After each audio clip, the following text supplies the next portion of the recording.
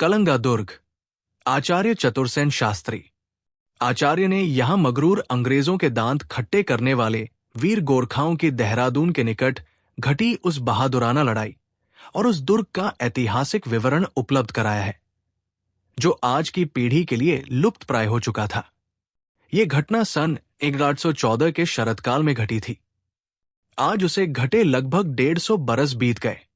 भारतीय मस्तिष्क से उसकी स्मृति भी लुप्त हो गई, परंतु जहां देहरादून के पहाड़ों में ये अमर घटना घटी थी, वहां के मनोरम शीतल झरने और पर्वत श्रृंग आज भी इसके मूक साक्षी हैं।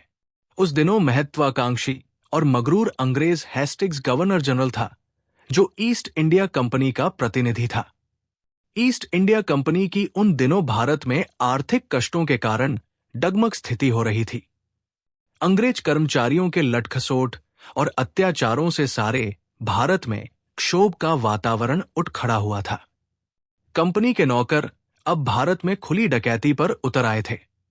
प्लासी के युद्ध को हये अब 58 वर्ष बीत चुके थे और इस बीच में भारत को लूटकर 15 अरब रुपया इंग्लैंड में पहुंच चुका था, जिसके बल पर लंकाशायर और मैनचेस्टर के भाप के इंजनों से चलने वाले नए कारखाने धड़ाधड़ उन्नत हो रहे थे।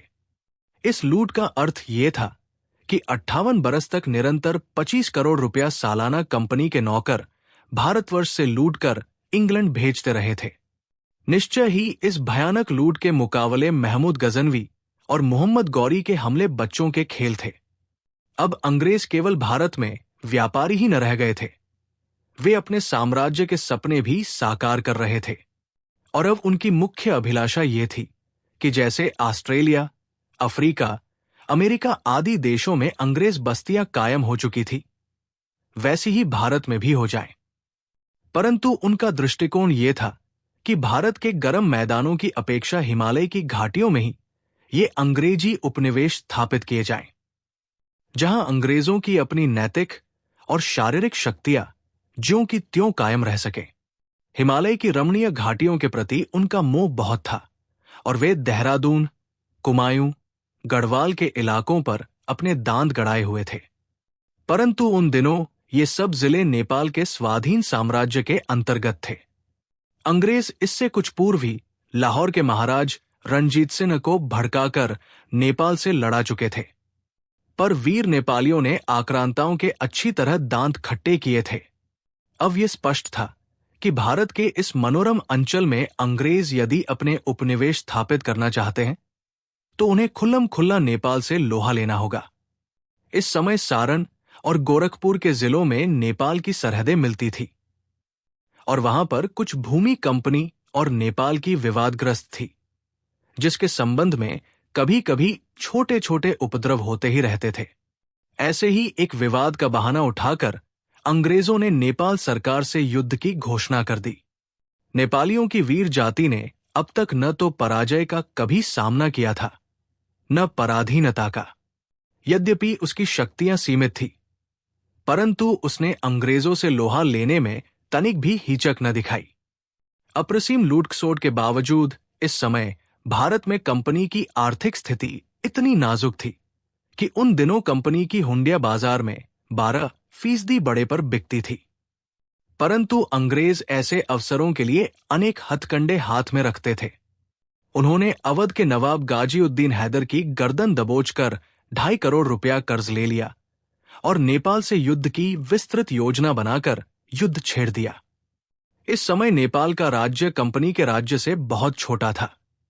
दोनों राज्यों के बीच पंजाब में सतलज से लेकर बिहार में कोसी नदी तक लगभग 600 मील लंबी सरहद थी।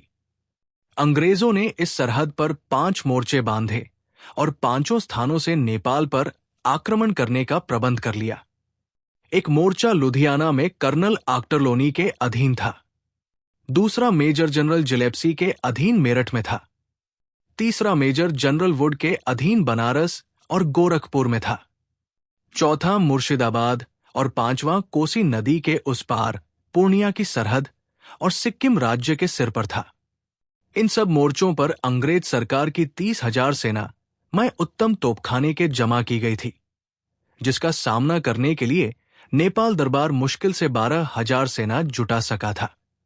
उसके पास न काफी धन था, न उत्तम हथियार, और कूटनीति में तो वे अंग्रेजों के मुकाबले बिल्कुल ही कोरे थे। मेजर जनरल जिलेप्सी ने सबसे पहले नेपाल सीमा का उल्लंघन कर देहरादून क्षेत्र में प्रवेश किया। नाहन और देहरादून दोनों उस समय नेपाल राज्य के अधीन थे। नाहन का राजा अमर सिंह थापा था, जो नेपाल दरबार का प्रसिद्ध सेनापति था। अमर सिंह ने अपने भतीजे बलभद्र सिंह को केवल 600 गोरखा देकर जिलेप्सी के अवरोध को भेजा। बलभद्र सिंह ने बड़ी फुर्ती से देहरादून से 3.5 मील दूर नालापानी की सबसे ऊंची पहाड़ी पर एक छोटा सा अस्थायी किला खड़ा किया। ये किला बड़े बड़े अनगढ़ कुदरती पत्थरों और जंगली लकड़ियों की सहायता से रातों रात खड़ा किया गया था। हकीकत में किला क्या था? एक अधूरी अनगढ़ चहारदीवारी थी, परंतु बलभद्र ने उसे किले का रूप दिया, उस पर मजबूत फाटक चढ़ाया और उस पर नेपाली झंडा फहराकर उसका नाम कलंगा दुर्ग रख दिया। अभी बलभद्र के वीर गोरखा इन अनगढ़ पत्थरों के ढोंकों को एक पर एक रख ही रहे थे कि जिप्लेसी देहरादून पर आ धमका। उसने इस अद्भुत किले की बात सुनी और हंसकर कर्नल मावी की अधीनता में अपनी सेना को किले पर आक्रमण करने की आज्ञा दे दी। जिप्लेसी की सेना में 1000 गोरी पलटन और 2500 देसी पैदल सेना थी, परंतु बलभद्र के इस किले में इस समय केवल 300 जवान और इतनी ही स्त्रियां और बच्चे थे। उसने उन सभी को मोर्चे पर तैनात कर दिया। मावी ने देहरादून पहुंचकर उस अधकचरे दुर्ग को घेर लिया और अपना तोपखाना उसके सामने जमा दिया। फिर उसने रात को बलभद्र के पास दूत के द्वारा संदेश भेजा कि किले को अंग्रेजों के हवाले कर दो। बलभद्र सिंह ने दूत के सामने ही पत्र को फाड़कर फेंक दिया और उसी दूत की ज़बानी कहला भेजा कि अंग्रेजों के स्वागत के लिए यहां नेपाली गोरखों की खुखरियां तैयार हैं। संदेश पाकर मावी ने रातों रात अपनी सेना नालापानी की तलहटी में फैला दी और किले के चारों ओर से तोपों की मार आरंभ कर दी। इसके जवाब में किले के भीतर से गोलियों की बौछारें आने लगी। तोपों के गोलों का जवाब बंदूक की गोलियों से देना कोई वास्तविक लड़ाई न थी और अंग्रेज उन पर हंस रहे थे, परंतु शीघ्र ही उन्हें पता लग गया कि नेपालियों के जौहर साधारण नहीं है। रात दिन 7 दिन तक गोलाबारी चलती रही, परंतु कलंगा दुर्ग अजेय खड़ा रहा। जनरल जिलेप्सी इस समय सहारनपुर में पड़ाव डाले उत्कंठा से देहरादून की घाटियों की ओर ताक रहा था। जब उसे अंग्रेजी सेना के प्रयत्नों की विफलता के समाचार मिले, वो गुस्से से लाल हो गया और अपनी सुरक्षित सैन्य को ले नालापानी जा धमका। सारी स्थिति को देखने समझने और आवश्यक व्यवस्था करने में उसे 3 दिन लग गए। उसने सेना के 4 भाग किए। एक ओर की पलटन कर्नल कारपेंटर की अधीनता में आगे बढ़ी, दूसरी कप्तान फास्ट की कमान में, तीसरी मेजर कैली की और चौथी कप्तान कैंपवेल की कमान में। इस प्रकार अंग्रेजों ने एक बारगी ही चारों ओर से दुर्ग पर आक्रमण कर दिया। कलंगा दुर्ग पर धड़ाधड़ गोले बरस रहे थे और दुर्ग के भीतर से बंदूकें तोपों का दनादन जवाब दे रही थी।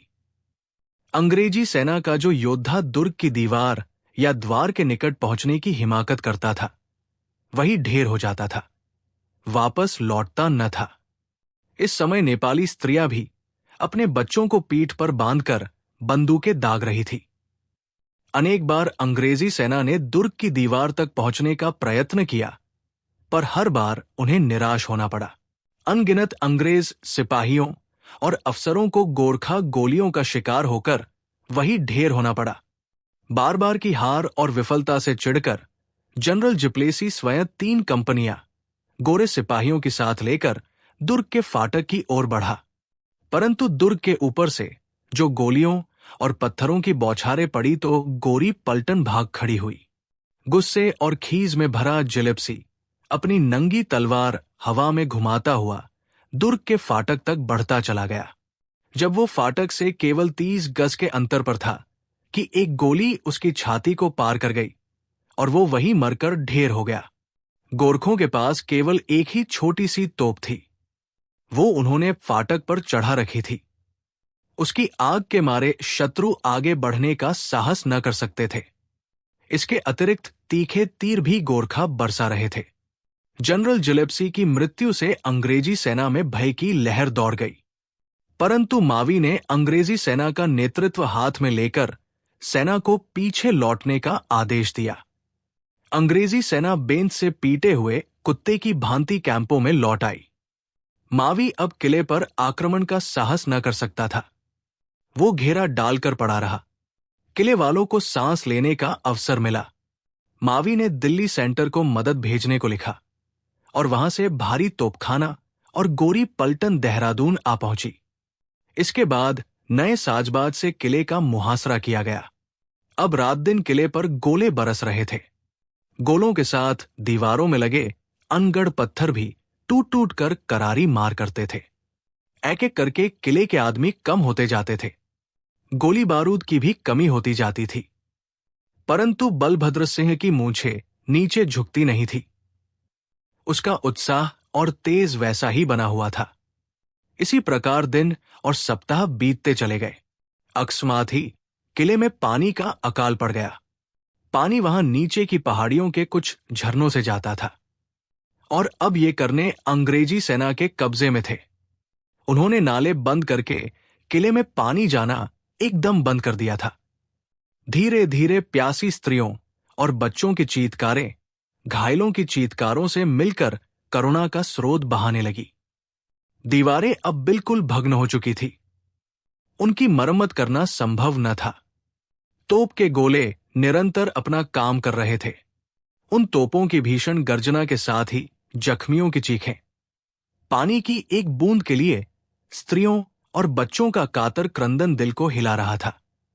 ये सारी तड़पने, चीत्कारें और गर्जन तर्जन सब कुछ मिलकर उस छोटे से अनोखे दुर्ग में एक रौद्र रस का समा उपस्थित कर रहा था और उसकी छलनी हुई भग्न दीवारों के चारों ओर अंग्रेजी तोपें आग और मृत्यु का लेन देन कर रही थी। एकाएक ही दुर्ग की बंदूकें स्तब्ध हो गई। कमानें भी बंद हो गई। अंग्रेजों ने आश्चर्यचकित होकर देखा। इसी समय दुर्ग का फाटक खुला। अंग्रेज सेनापति सोच रहा था कि बलभद्र सिंह आत्मसमर्पण करना चाहता है।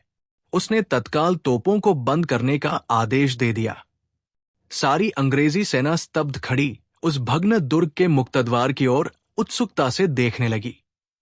बलभद्र ही सबसे पहले निकला।